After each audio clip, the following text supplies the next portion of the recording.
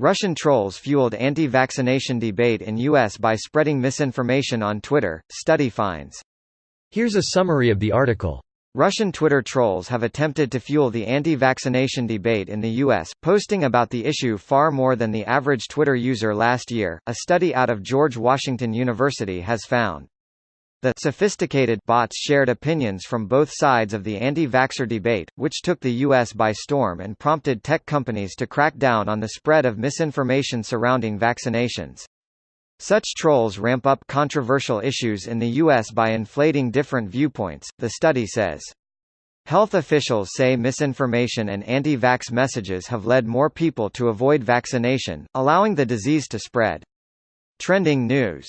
According to Axios, misinformation about vaccines is not the only threat, as Russia is focusing on spreading misinformation around health care issues ahead of the 2020 election.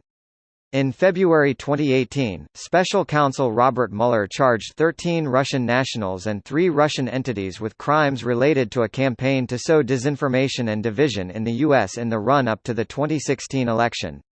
The trolls were paid to ridicule Hillary Clinton online and fan the flames of divisive issues in the U.S. While evidence suggested the Troll Factory's American operations slowed down between 2016 and 2018, Broniatowski's study suggests trolls are alive and well in Russia, and now they're pitting Americans against each other over issues of health. This post received a score of 28,015, with an upvote ratio of 90%. Here are the top comments in response to this article. Russia knows how to stir up shit. I had been theorizing this for a long time. I wonder if the anti-vax, flat earth, chemtrail etc. theories were pushed from Russia and/or Cambridge Analytica as a litmus test. They were probably surprised at how profoundly successful they were being shared on social media, and they probably learned what buttons to push. They could have been sharpening this knife long before the election. My problem with social media is thinking they are dealing with trolls and talking points, rather than psychologists and political scientists with PhDs. They aren't spending millions of dollars without conducting proper studies and research in crowd psychology, online and in real life. That was a great read. If you like that, read about Operation Infection by the USSR in the late 1900s. Pretty much exactly what they are doing here. 1980s. 1980s are the late 1900s.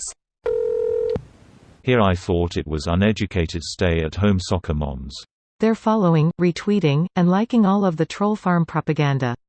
Same story with the Republican propaganda mills and their fanbase.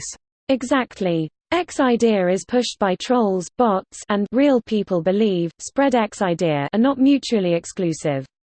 The former only matters because of the latter.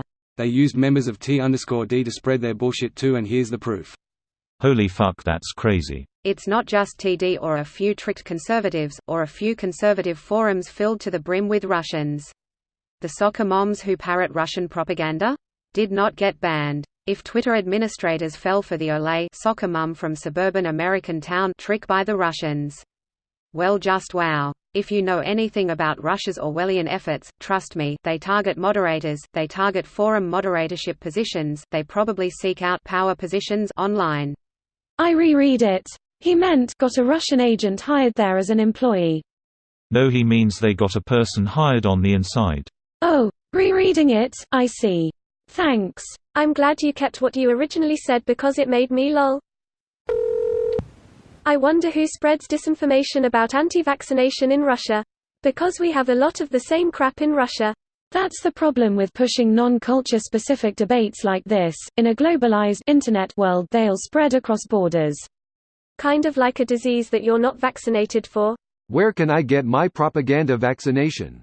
Education. But education causes autism. And liberalism. Because apparently higher education, science, math, reason, etc. are all liberal ideologies now.